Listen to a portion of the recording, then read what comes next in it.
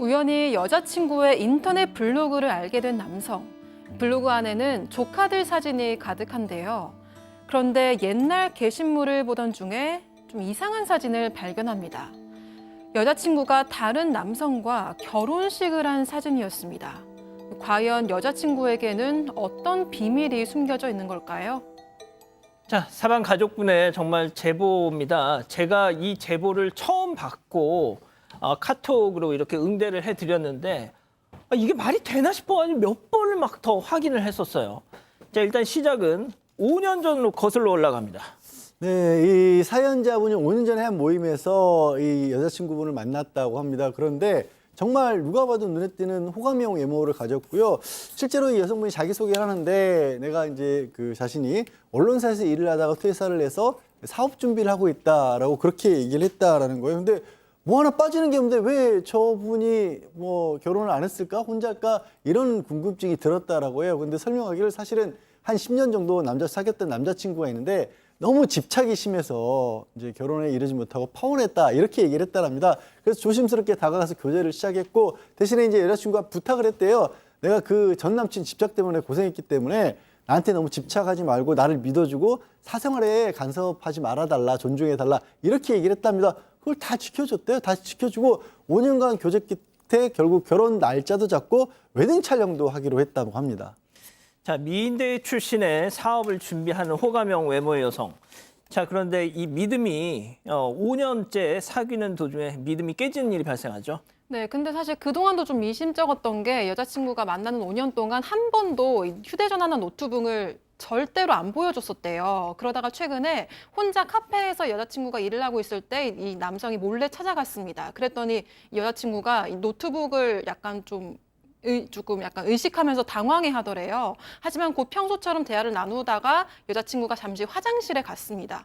그런데 그때 이제 노트북에서 카톡 알림이 떠서 잠시 봤는데 여자친구 카톡 프로필이 이 남성이 아는 것과 다른 사진이 되어 있었던 거예요. 어허. 그러니까 본래 진짜 프로필은 숨기고 이 남성은 멀티 프로필로 설정을 해뒀던 겁니다. 하하. 이 남성은 미심쩍어서 대화 내용도 확인을 하게 됐는데 여자친구의 이름, 나이가 모두 가짜였습니다. 예를 들어서 뭐 자신에게는 백다혜라고 알려졌던 이름이 실제로는 박상이었던 건데요. 동갑이라던 나이도 남성보다 3살 더 많았습니다. 그 와중에 더 큰 문제는요. 이 여자친구한테 아기야 이렇게 애칭을 부르는 남성까지 발견했다고 합니다. 그 남자 누굽니까? 이상하죠. 자, 여자친구한테 뭐냐고 하니까 해명은 했다고 합니다.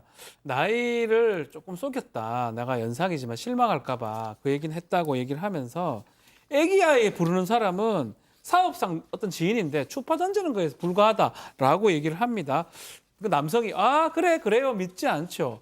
그럼 자신 있으면 휴대전화 좀 보여달라고 요청을 했고 여자친구가 알겠어 그러면서 잠깐만 하면서 5분 정도 휴대전화를 막 만지다가 줬다라고 합니다. 그러니까 보니까 별 문제는 없어 보이긴 한데 혹시 5분 사이에 뭐 밑장을 뺀 건가요? 대부분 뭐 다 사라져 있다고 하긴 합니다. 다만 블로그 하나는 기억을 했다고 합니다. 이 남성이 보다가 딱딱딱 지우지만 블로그 이름을 정확하게 기억을 하고 있었고 그거는 이제 문제가 될 것 같습니다. 앞으로. 자, 그래서 정말 어렵사리 찰나의 순간 봤던 그 블로그 이름을 기억해서 검색해서 들어가 보셨다는 거죠. 충격적인 비밀이 고스란히 숨겨져 있었습니다. 실제 제보자 얘기 들어보시죠. 아이 첫 돌 한 돌을 그 남편이랑 같이 셋이서 밥을 차려 먹은 걸 이렇게 찍어 올려놨더라고요. 남편이 꽃다발까지 사다 줘가지고 앞으로도 이렇게 챙겨줘 평생 오빠 사랑해 이렇게 있었던 것 같아요. 나랑 연애를 하고 있는 중에 이제 출산을 했다고요? 아, 네, 이게 진짜 비현실적이네요. 너무, 이 남성은 여자친구한테 그 블로그 속에 있는 사진들을 추궁했어요. 근데 너무 증거가 확실하니까 이 여자가 더 이상 이제 거짓말을 못하고 받아들이고 다 인정했습니다. 그러면서 예전에 왜 전 남친하고 10년 동안 연애했다고 예, 막 예. 그랬잖아요. 뭐 집요하게 집착했다고. 예. 그 사람이 바로 남편이었던 겁니다. 아. 그리고 더 놀라운 거는 큰딸이 있는 상태에서 지금 이 남성을 속이고 연애를 시작했고요. 더더구나 놀라운 건 이 이 사람하고 연애를 하고 있는 와중에 둘째 아들을 출산을 했어요. 도저히 어떻게 그럴 수가 있었지라고 보면 그 사이에 이렇게 좀 몸이 붓고 좀 이렇게 그러겠죠. 됐을 때가 있었는데 이렇게 좀 몸이 붓고 이러는 거 허지는 것 같아. 그랬더니 내가 지금 여성 질환이 있어서 복강경 수술을 앞두고 있다 보니까 가슴도 나오고 배도 나오는 건데 나 지금 호르몬 약 먹고 있어서 이렇게 살찌는 건데 당신까지 이렇게 나를 뭐라고 하냐. 그러니까 너무너무 속상하다.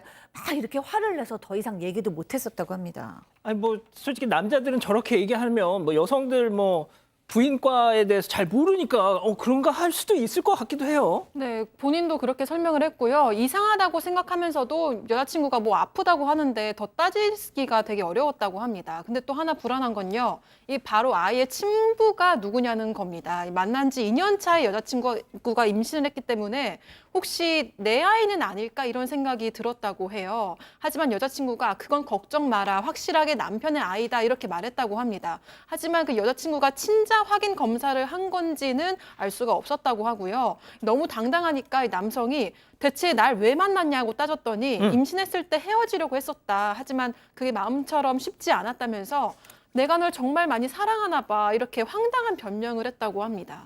뭔 소리예요, 양 변호사님 이게? 일단 이 사연자 남성분은 너무 큰 충격에 빠졌던 거죠. 그 와중에 여성이 이제는 또 이 사실을 다 들통나고 나니까 그다음부터는 남편에게 제발 알리지 말라라고 통사정을 하고 있답니다. 그 와중에 또 이제 이 남성의 부모님까지 이거 결혼 약속까지 했었으니까 집을 다 알고 있었대요. 그래서 부모님 찾아가가지고 죽을 죄를 졌다, 아들 말려달라 이렇게 한바탕 난동을 했었고 한 번은 남성이 집에 들어와서 종이를 한 장 남기고 갔대요. 내용인즉슨 지금 남편과 헤어지고 너랑 재혼하겠다라고 혼자서 일방적으로 각서를 써놓고 갔다라고 합니다.